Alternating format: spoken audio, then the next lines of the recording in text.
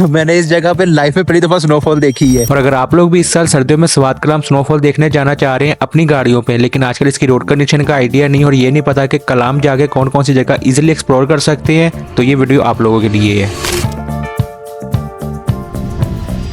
फैसलाबाद से हम लोग इस दफा थोड़ा सा लेट निकले थे, जिस वजह से मोटरवे भी हमारी एंट्री थोड़ी सी लेट हुई थी, लेकिन अच्छी स्पीड मेंटेन करने की वजह से हमने काफी सारा सफर जो था वो कवर कर लिया था। और हमें इतनी जल्दी भी नहीं थी इस दफा, क्योंकि मोटरवे पे आजकल धुन नहीं पड़ती, तो इस वजह से जो मोटरवे से नीचे उतार देंगे वाला डर होता है वो भी नहीं था। लेकिन स्पीड ज्यादा की वजह से हमें पेट्रोल इस दफा थोड़ा सा जल्दी लेना पड़ गया। ये सर फुल कर दिए जी।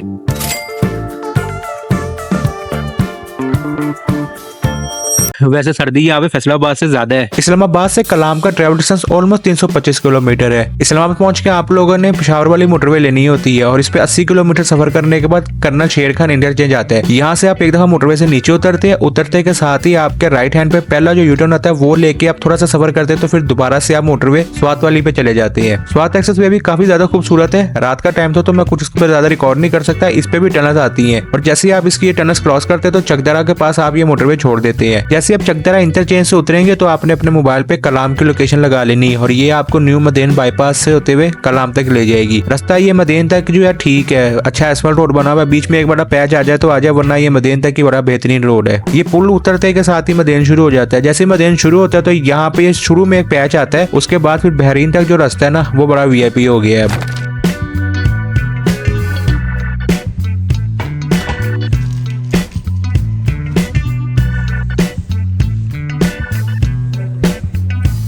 ये बहरीन में हमारा हर दफा एक नाश्ता जो है ना यहाँ पे फिक्स होता है। बाकी अगर रोड काफी अच्छा डल गया तो अब देखते हैं आगे क्या सिचुएशन है। बहरीन बाजार से कलाम का ट्रेवल डिस्टेंस ऑलमोस्ट 34 किलोमीटर है। पहले जब ये पुल क्रॉस करते तो बहरीन शुरू होते ही रास्ता खराब हो जाता था और कलाम तक जो था ना वो टॉर्चर था। लेकिन अब जब आप बहरीन बाजार क्रॉस कर जाते हैं ना तो उसके बाद फिर ये रास्ता जो है टूटा शुरू हो जाता है। समझे कि 34 किलोमीटर जो बहरीन से कलाम का सफर है, इसमें 50% रास्ता जो बिल्कुल ठीक है, लेकिन जो 50% रास्ता है ना वो खराब है। वो भी खराब इस तरह का कि आपकी गाड़ियां जो गुजर जाती है, हर किस्म की गाड़ियां आप लेके जा सकते हैं। बस ये कि कुछ जगह आती है वहां पे जिन गाड़ियों की ग्राउंड क्लियरेंस थोड़ी सी लो है ना, उसको थोड़ी सी ज्यादा एहतियात करनी पड़ेगी। बस पूरे सफर में ये एक पैच आता है। एक तो ये बिल्कुल ऐसे ना आपने नीचे उतरना होता है, दूसरा ये इतना चौड़ा नहीं तो यहाँ पे अक्सर ट्रैफिक भी जाम हो जाता है जब रश होता है। तो बस ये थोड़ा सा माइंड में रखेगा कि सबसे ज्यादा तंगी आपको यहाँ पे हो सकती है। इसके अलावा भी मल्टीपल पैचेस आते हैं, लेकिन इतना इशू नहीं है। उन पैचेस पे गाड़ियां आराम आराम से आ जाती है, लेकिन ये तब तक है जब तक स्नोफॉल ना हो। अभी मैं जब जनवरी में आया था तो बहरीन से आगे जो थी वो स्नोफॉल थी और कलाम से पहले तो यहाँ पे ब्लैक आइस हो जाती है और अक्सर जो गाड़ी ना वो यहाँ पे ना स्लिप कर रही होती है। तो मैं आपको ये रिकमेंड करूंगा कि अगर आप बर्फ में आते हैं, बहुत ज्यादा बर्फ होती है, ब्लैक आइस होती है, तो फिर आपके पास एक ऑप्शन ये भी है कि आप अपनी गाड़ी बहरीन या मदेन में खड़ी करके वहां से जीप रेंट करके भी कलाम आ सकते हैं। तो ये अब आपके ऊपर है। बाकी स्नोफॉल में यहाँ पे आपको ब्लैक आइस वाला इशू बन सकता है, तो ये थोड़ा सा माइंड में रखेगा कलाम आते हुए। हमें तो ये था कि जब हम एंटर होंगे तो काफी ज्यादा बर्फ होगी, लेकिन जो सिचुएशन है वो आपके सामने ऊपर पड़ी हुई है, नीचे कोई खास उतनी बर्फ नहीं है कलाम में। होटल वगैरह का आजकल सीन ऑफ ही है, खासतौर पर जो बजट फ्रेंडली होटल है ना उनका, लेकिन वो सब मैं आपको बाद में बताता हूँ। अभी आगे चलते देखते हैं कलाम से आगे हम अपनी गाड़ी में कहाँ तक जा सकते हैं इजीली। कलाम के बाद मोस्टली टूरिस्ट जो है वो ओशू फॉरेस्ट की तरफ जाते हैं। 6 किलोमीटर का ट्रैवल डिस्टेंस है और अब रास्ता जो है ओशू फॉरेस्ट का काफी बेहतर हो गया। लेकिन जब स्नो पड़ी हो तब आपको ओशू फॉरेस्ट में भी थोड़ा सा ब्लैक आइस वाला इशू बन सकता है। स्नोफॉल हमारे जाने से 10 दिन पहले हुई थी और जब हम आए थे तो तब तक काफी हद तक जो कलाम में स्नो थी ना वो मेल्ट हो गई थी। इस वजह से फिर मेन कलाम में तो हमें कहीं भी स्नोफॉल नहीं मिली। अभी जब मैं जनवरी में आया था तो ये सारी यहाँ पे बर्फ ही बर्फ थी। तो अब आगे चलते हैं माउंटेन लेक की तरफ, देखते हैं कि वहाँ की क्या सिचुएशन है। ओशू फॉरेस्ट से माउंटेन लेक का ट्रैवल डिस्टेंस ऑलमोस्ट 30 किलोमीटर है। हम लोग गर्मी में जा चुके थे ऑलरेडी माउंटेन लेक, तो हमें था कि हम लोग इस दफा भी अपनी जीप पे विंटर्स में भी चले जाएंगे। लेकिन बाबा जी को मिलने के बाद हमारा प्लान बिल्कुल चेंज हो गया। अच्छा जी, सीन ये कि हमने पहले सोचा था कि हम लोग तो अपनी गाड़ी को चेन लगा के ले जाएंगे, लेकिन आप में से मोस्टली लोग हुए हैं जिन्होंने अपनी गाड़ियों पे आना है, तो गाड़ी तो आगे जाती नहीं, तो इसलिए जीप रेंट करा के जा रहे हैं देख लेके ये सेफ है, ये इस पे जाना चाहिए या नहीं। वो जैसे होगा फिर मैं आपको बताता हूँ।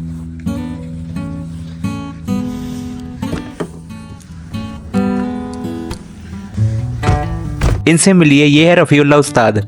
और पूरे रास्ते जब भी मैं इनसे पूछा था कि कितना सा सफर रह गया तो इनका सिर्फ एक ही डायलॉग होता था, अभी कितना रह गया?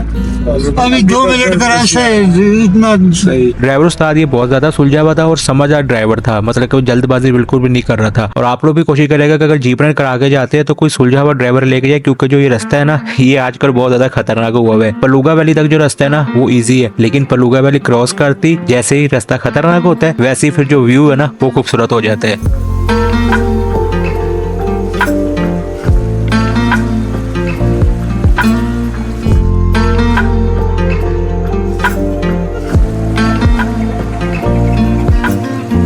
अच्छा जी, मॉडर्न लेक से मुझे एग्जैक्ट नहीं पता कितने किलोमीटर है, लेकिन 5-7 किलोमीटर का सफर पड़ा हुआ है और यहाँ पे इतनी ज्यादा स्नोफॉल हो गई है, आगे पता नहीं क्या सिचुएशन होगी। ये क्या रास्ता जो है ये सारा ऐसे स्लिपरी है, तो जो हमारे उस्ताद है वो स्नो चेन लगाने लग पड़े हैं। अब ले रिस्क रहे हैं, बाकी अल्लाह खैर करेगा। ये स्नो चेन की वजह से हमारा सफर थोड़ा सा आसान हो गया था, वरना यहाँ से आगे रास्ता काफी स्लिपरी था। बाकी यहाँ से आगे मैं कुछ सही तरह शूट नहीं कर सका क्योंकि 2 इशू बन गए थे। एक तो मेरी साइड का जो शीशा था ये नहीं नीचे जाता था, ये फिक्स था ऊपर। उसके अलावा जो मेरी साइड पे वाइपर था उसका ब्लेड भी नहीं था, तो सामने स्क्रीन पे स्नो जम गई थी, तो मुझे कुछ भी समझ नहीं रहा था कि मैं किस तरह से शूट करूँ। इसलिए मेरा जो लास्ट का सफर था ना, ये मैं ढंग से रिकॉर्ड कर ही नहीं सका। अल्हम्दुलिल्लाह जी, मुझे लगा नहीं था कि मैं इस लेक तक पहुंच सकूंगा। एक टाइम तो ऐसा आया था कि मुझे लगा था कि पापा बोलेगा वापस चलो, लेकिन अल्हम्दुलिल्लाह जो हमारे ड्राइवर थे ना वो कमाल कर गए हैं। बाकी लेक कैसी लग रही है वो आप खुद देख ले।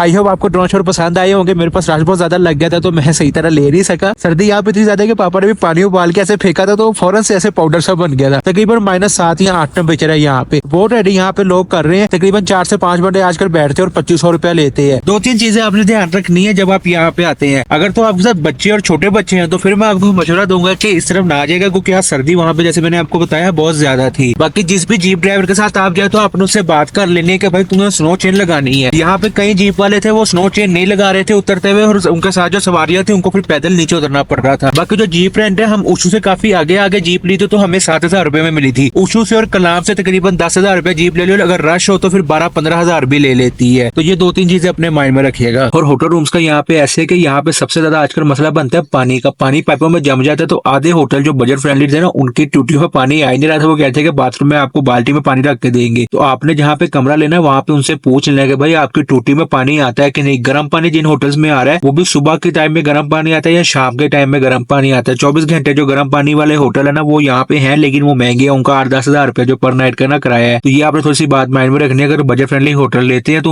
रूम लेते हैं तो उनसे पहले पूछ लेगा भाई तुम्हारी टूटियों में पानी आता भी है कि नहीं। क्योंकि जिस होटल में हम रुके हैं यहाँ उसने हमसे सीधी बात की कि भाई हम 12 बजे अपनी सारी जो नलकी है वो खाली कर देते हैं और सुबह फिर 7 बजे दोबारा पानी आता है। तो 12 से 7 में पानी नहीं आता तो आपने बाल्टी अपने पास भर लेनी। बाकी अगर दिन में पानी यहाँ पे आता है जब सुबह हमारे तो गर्म पानी भी आ रहा था, तो उम्मीद है कि सुबह भी गर्म पानी मिल जाएगा। हाँ, एक और जरूरी चीज, यहाँ पे टेम्परेचर माइनस में होता है तो आपने कोशिश करनी है कि अपनी गाड़ी के रेडिएटर में कूलन डाल के लेके। जिन गाड़ियों के रेडिएटर में पानी होता है ना वो भी रात में जम जाता है, फिर सुबह गर्म पानी डाल के रेडिएटर का जो पानी है उसको पिघलाते हैं और फिर गाड़ी स्टार्ट करते हैं। अक्सर गाड़ियों के रेडिएटर भी लीक हो जाते हैं। तो ये बात भी अपने माइंड में रखेगा, खासतौर पर विंटर्स में आ रहे हैं।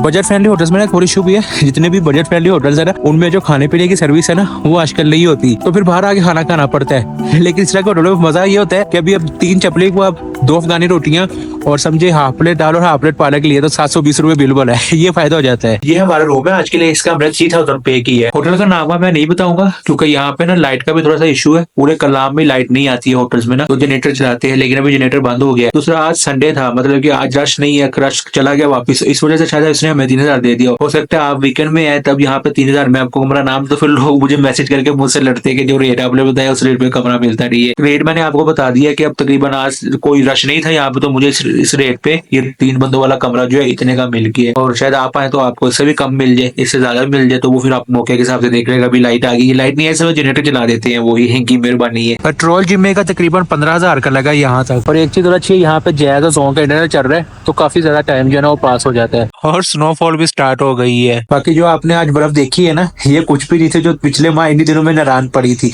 अगर आपने मेरे नारायण वाली वीडियो नहीं देखी तो ये वीडियो लाजमी देखेगा।